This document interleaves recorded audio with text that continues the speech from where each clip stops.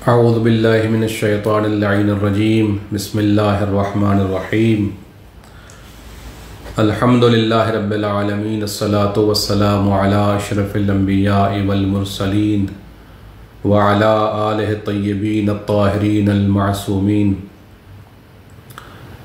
अम्मा बअदु फ़क़द क़ाल अल्लाहु सुब्हानहु तबारक व तआला बिस्मिल्लाहिर्रहमानिर्रहीम या अय्युहल्लज़ीना आमनू इज्तनिबू कसीरम मिनज़्ज़न्नि इन्न बअज़-ज़न्नि इस्मुन वला तजस्ससू वला यग़्तब बअज़ुकुम बअज़ा अयुहिब्बु अहदुकुम अन यअकुल लहम अख़ीह मैतन फ़करिहतुमूह वत्तक़ुल्लाह इन्नल्लाह तव्वाबुर रहीम। सदक़ल्लाहुल अलीयुल अज़ीम।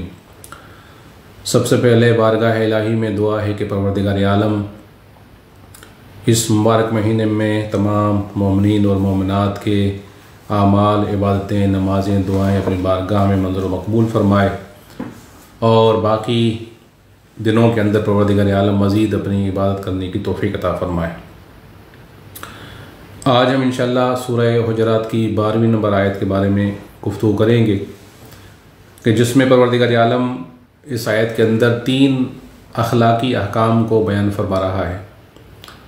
गुज़श्ता आयतों में भी चंद अखलाकी अहकाम परवरदिगार आलम ने बयान फरमाए और इस आयत में भी चंद और तकरीबन 3 अहकाम परवरदिगार आलम बयान फरमा रहा है। आज फ़कत एक हुक्म के बारे में हम बात करेंगे। इरशाद हुआ कि या अय्युहल्लज़ीना आमनू इज्तनिबू कसीरम मिनज़्ज़न्नि इन्न बअज़-ज़न्नि इस्मुन। ए साहिबान ईमान, ए मोमिनो, तुम्हें बहुत से बदगुमानियों से बचना चाहिए। क्यों? इसलिए इन्न बअज़-ज़न्नि इस्मुन, इसलिए कि उनमें से कुछ बदगुमानियाँ ऐसी हैं कि जो गुनाह हैं। तो इस आयत करीमा में परवरदिगार आलम सबसे पहले बदगुमानी से बचने के लिए हुक्म फरमा रहा है कि साहिबान ईमान को मोमिनीन के मुतालिक बदगुमानी नहीं करनी चाहिए। देखिए, हमारे मुआशरे में हमारी जो अखलाकी जो ज़िंदगी है उसमें अगर आप देखते हैं तो ये चीज़ बहुत आम है कि हमारे यहाँ बदगुमानी बहुत आसानी से की जाती है और लोगों के मामलात और उनके उमूर के बारे में इंसान फ़ौरन बदगुमान हो जाता है, जबकि इस्लाम जो है वो इसको नापसंद फरमाता है और अल्लाह ताला फरमाता है कि साहिबान ईमान को बचना चाहिए बदगुमानी से। क्यों? वजह यह है कि बदगुमानियों में से हो सकता है कि बाज़ गुमान इंसान के सही भी हों, हकीकत के मुताबिक भी हों, लेकिन उनमें से बाज़ ऐसे गुमान होते हैं कि जो गुनाह होते हैं और वो हकीकत पर भी नहीं होते। लिहाजा अल्लाह ताला उन तमाम गुमानों से बचने का हुक्म दे रहा है ताकि वो बाज़ गुमान जो गुनाह हैं उनसे इंसान बच सके।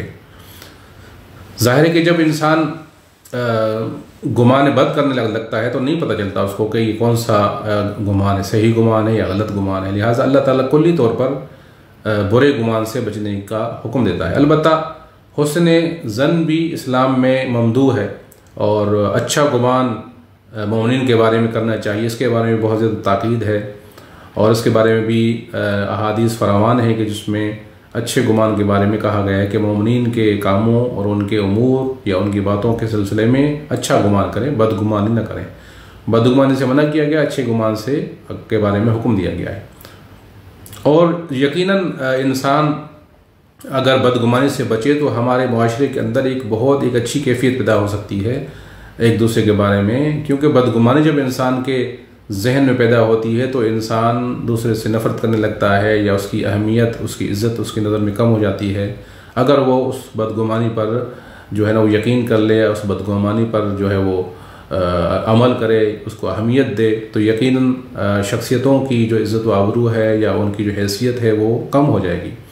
लिहाजा परवरदिगार आलम चाहता है कि साहिबान ईमान जो है वो बदगुमानी ना करें ताकि एक दूसरे की इज़्ज़त और आबरू उनकी नज़रों में बाकी रहे और उससे जो है वो परहेज़ कर सकें। रवायात के अंदर भी इसके बारे में बयान किया गया है। जनाब रसूल खुदा सल्लल्लाहु अलैहि वसल्लम से रिवायत है, नकल की गई है कि आपने इरशाद फरमाया कि इय्याकुम वज़्ज़न्न फ़इन्न ज़न्न अकज़बुल कज़िब। फरमाया कि तुम्हें गुमान से परहेज़ करना चाहिए, तुम्हें बदगुमानी से परहेज़ करना चाहिए। क्यों कि बदगुमानी जो है वो बहुत बड़ा झूठ है। झूठ भी बुरी चीज़ है, जो जिस भी किस्म का झूठ हो वो इस्लाम की नज़र में अच्छा नहीं है, लेकिन जो बदगुमानी है वो उन झूठों में भी सबसे ज़्यादा झूठ है, बड़ा झूठ है। तो फरमाते हैं कि इससे इंसान को बचना चाहिए।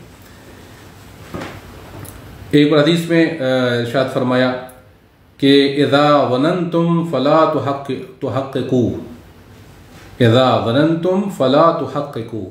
अब यहाँ इस हदीस के तर्जुमे से पहले मैं अर्ज़ करूँगा कि देखें, गुमान जो होता है वो इंसान के जहन में कभी कभी ख़ुद ब खुद आ जाता है। यानी कोई ऐसी चीज़ नहीं है कि इंसान कोशिश करता है अपने जहन में लाने के लिए। कभी एक चीज़ को देखा, एक बात को सुना, एक जो है वाक़े को देखा, तो उसके जहन में एक बात फ़ौरन आ जाती है। हो सकता है कि उसके इख्तियार में ना हो उस गुमान का आना। तो ये तो कभी कभी बेइख्तियार होता है। ज़ाहिर है कि जब कोई अमल बेइख्तियारी हो तो उसके बारे में तो अल्लाह ताला हुक्म नहीं देता।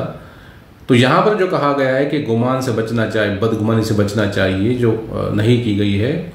और हम कहते हैं कि कभी कभी इंसान के जहन में बदगुमानी खुद ब खुद आ जाती है, तो फिर क्या करना चाहिए इसी सूरत में।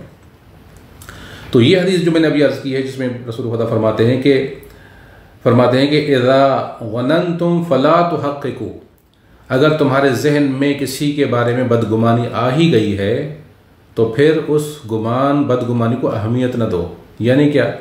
यानी मिसाल के तौर पर अगर तुमने कोई बात सुनी किसी की, मिसाल के तौर पर तुमने सुना, तुम्हें यह समझ में आया कि वो तुम्हारे ख़िलाफ़ बात कर रहा है, या किसी ने आकर तुम्हें कहा कि फ़ला तुम्हारे बारे में ये कह रहा था, तो अगर तुम्हारे जहन में बदगुमानी पैदा हुई है और तुम्हारे पास कोई दलील नहीं है, तुम्हारे पास कोई यकीनी कोई प्रूफ नहीं है कि जिसकी वजह से तुम यकीन कर लो कि हाँ ये हकीकत है, तो ऐसी सूरत में जब तक वो बदगुमानी के ज़ुमरे में आ जाता है तो तुम्हें उस बदगुमानी पर अमल नहीं करना चाहिए, यानी उसको अहमियत नहीं देना चाहिए। यानी ऐसा ना हो कि जैसे ही तुमने महसूस किया, तुमने ये समझा, गुमान किया कि वो तेरे ख़िलाफ़ बोल रहा है, तो तुम उसके मुखालिफ बन जाओ, तुम उसके बरखिलाफ़ बातें करने लगो, तुम उसके बारे में लोगों को जो है वो बुरी बुरी बातें करने लगो। तो जो गुमान तुम्हारे जहन में आया है उसको हकीकत में तब्दील ना करो, ये मतलब है। जब अल्लाह ने कहा कि बदगुमानी से बचो, यानी वो जो जहन में बात आई है उसको इग्नोर कर दो, उसको जो है वो तवज्जो ना दो, उसको अहमियत न दो, उस पर अमल न करो, उसको यकीनी कैफियत न बनाओ। तो लिहाजा रसूल खुदा फरमाते हैं कि उसको हकीकत नहीं देनी चाहिए, हकीकत का लिबास नहीं देना चाहिए। बस जहन में बात आ गई है तो आ गई है, आप उसको ज़ाहिर न करें, किसी से बयान न करें, उस पर उसके मुताबिक जो है वो कोई अमल न करें, तो लिहाजा इससे मना किया गया है। एक हदीस में जनाब अमीरुल मोमिनीन से रिवायत है, आपने इरशाद फरमाया कि ला ईमान मअस्सूइ ज़न्न, फरमाया कि अगर किसी के जहन में बदगुमानी होती है और बदगुमानी पर अमल करता है, उसको अहमियत देता है, तो ये जो कैफियत है वो ईमान के साथ जो है वो मुवाफिक नहीं है। यानी अगर कोई इंसान मोमिन है, अगर साहिब ईमान है, अगर दिल में उसका ईमान मजबूत है, तो वो कभी भी बदगुमानी नहीं कर सकता। अगर अचानक जहन में कोई बात आ ही गई तो उसको जो है वो तवज्जो नहीं देगा, उसको अहमियत नहीं देगा, उस पर अमल नहीं करेगा। तो लिहाजा इस तरह से जो है वो ईमान के साथ उसका कोई जो है ना वो हमआहंगी नहीं, ईमान के साथ हुस्न ज़न जो है वो ईमान के साथ हमआहंग होता है, लेकिन बदगुमानी ईमान के साथ मुवाफिक नहीं होती। इसी तरह से बहुत सी हदीसें हैं कि जिसमें इसके बारे में कहा गया है। चंद अहादीस में अर्ज़ करूँ कि जिसके बारे में जिन अहादीस में हुस्न ज़न के बारे में, अच्छे गुमान के बारे में फरमाया गया है कि अच्छे गुमान को रखना चाहिए मोमिन के हवाले से, कि इसमें एक हदीस है जनाब अमीरुल मोमिनीन से, आपने फरमाया, एक हदीस जनाब रसूल खुदा से अर्ज़ करूँ कि आपने फरमाया कि उतलुब ले अखीका उज़रन फ़इल्लम तजिद लहू उज़रन फ़ल्तमिस लहू उज़रन। फरमाया कि अगर तुम्हारे जहन में किसी मोमिन भाई के बारे में बदगुमानी पैदा हुई है तो तुम उसके लिए एक अच्छा उज़्र और एक अच्छा जो है वो बहाना तलाश करो, ताकि वो जो जहन में बदगुमानी आई है वो बदगुमानी ख़त्म हो जाए। तुम कोई अच्छा बहाना तलाश करो, कोई अच्छा उज़्र तलाश करो उसकी बात के लिए या उसके अमल के लिए। और अगर तुम्हें वो कोई ऐसा बहाना, कोई उज़्र नहीं मिलता उसकी बात को जस्टिफाई करने के लिए, तो फिर तुम्हें ख़ुद ऐसा बहाना बनाना चाहिए और ख़ुद कहना चाहिए हाँ इस वजह से उसने ये किया होगा। यानी अच्छा उज़्र तलाश करो। तुम एक तो तलाश करो पहले, अगर मिले तो ठीक, नहीं मिले तो फिर तुम खुद तलाश अपना जो उसका उज़्र है वो बनाओ और अपने जहन में कहो कि नहीं इस वजह से उसने ये काम किया होगा।